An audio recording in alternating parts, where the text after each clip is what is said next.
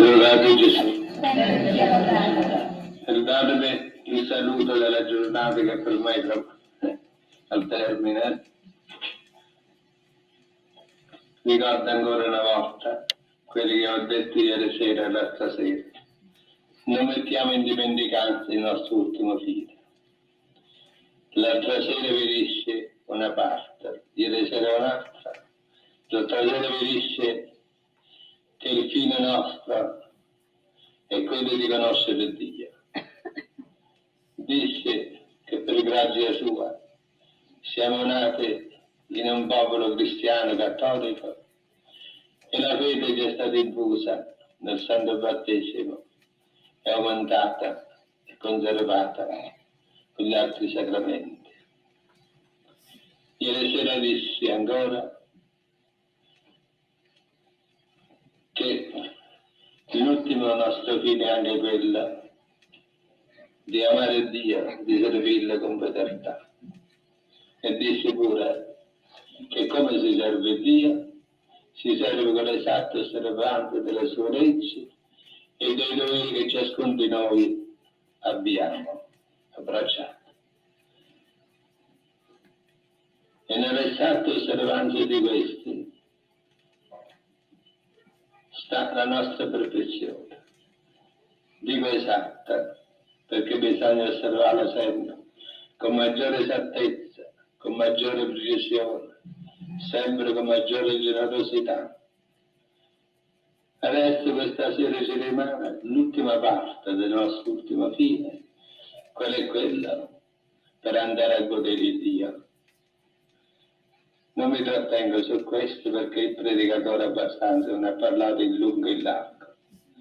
Raccomando una sola cosa, non mai arrestarci in questa corsa, non mai scomandarci, perché a chi persevera sino alla fine, a questo è dato il premio. Vi do la benedizione per voi presenti e per tutti coloro che vi stanno a cuore. In nome del Padre, del Figlio e dello Spirito Santo, così sia lodato Gesù e Maria. En la lucha eterna con el enemigo, el santo al que no querían dejar ser, parte 2. Si el temor te deja angustiado, exclama como San Pedro: Señor, sálvame. Él te extenderá la mano, apriétala con fuerza y camina alegremente. Padre Pío de Pietrelcina. Un capítulo aparte merece lo que el Padre Pío debió padecer más allá de su estado de salud, casi que agonizante durante la mayor parte de su vida, tal como lo hemos comentado anteriormente. Y también el sufrimiento que le causaban los estigmas que tenía y que era una continua lucha a través de su tiempo con todas sus enfermedades. Pero complementariamente también era la lucha que afrontó contra el demonio y seres infernales en toda su existencia terrena. Quiero comentarle que desde la niñez del Padre Pío, él sufrió lo que él llamaba encuentros demoníacos, que lo acompañaron durante toda su existencia. Amigos y vecinos incluso testificaron que en más de una ocasión lo vieron pelear con lo que parecía su propia sombra. De hecho, el padre Gabriel Amor, destacado exorcista romano, afirmaba que los verdaderos enemigos del Padre Pío eran los demonios que lo asediaban y que la gran y constante lucha de la vida del Padre Pío fue con esos enemigos de Dios y enemigos de las almas humanas, los demonios que intentaron capturar su alma. El mismo sacerdote afirmaba que incluso en su juventud, San Padre Pío disfrutaría de increíbles visiones celestiales, pero, también sufría de ataques demoníacos. El diablo se le aparecía como un feo gato negro o con la forma de un animal verdaderamente repugnante. La intención obvia era, obviamente, llenarlo de terror. Otras veces, los demonios llegaban en forma de jovencitas desnudas y provocadoras, realizando bailes obscenos, como para probar la castidad del joven sacerdote. Pero bueno, el padre Pío sentía realmente su mayor peligro cuando el diablo trataba de engañarlo, tomando la forma de uno de sus superiores. Por ejemplo, mire, cuando venía el superior provincial o de su director espiritual, incluso, mire qué pasaba, incluso de formas sagradas que tomaba forma el diablo, como la de nuestro Señor Jesucristo, como la de la Virgen o la de San Francisco. Y esta táctica del diablo apareciendo como alguien bueno y santo fue probablemente uno de los problemas particularmente más difíciles para el padre Pío. Según su propia versión, él discernía sus visiones así. Mire lo que decía. Cuando él realmente sentía que se trataba de visiones santas, estas se presentaban generando una sensación de paz durante la visión y después de terminada. Pero, por otro lado, cuando era el diablo en forma sagrada, provocaba un sentimiento inmediato de alegría, de atracción, pero en muy poquito tiempo después se le convertía en una sensación de remordimiento y de tristeza.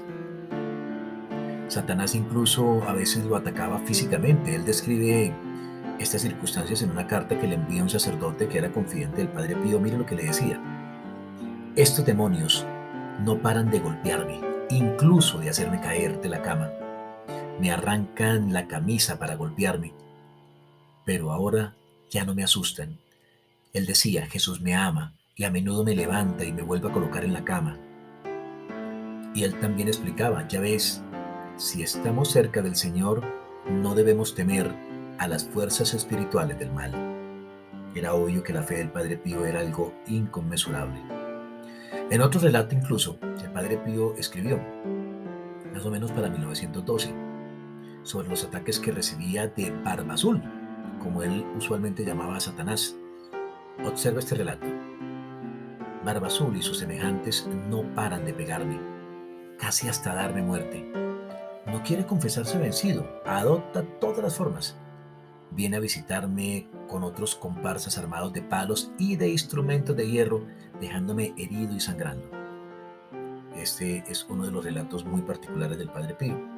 Pero bueno, realmente es que el padre Pío desde su infancia fue asaltado por experiencias de origen diabólico.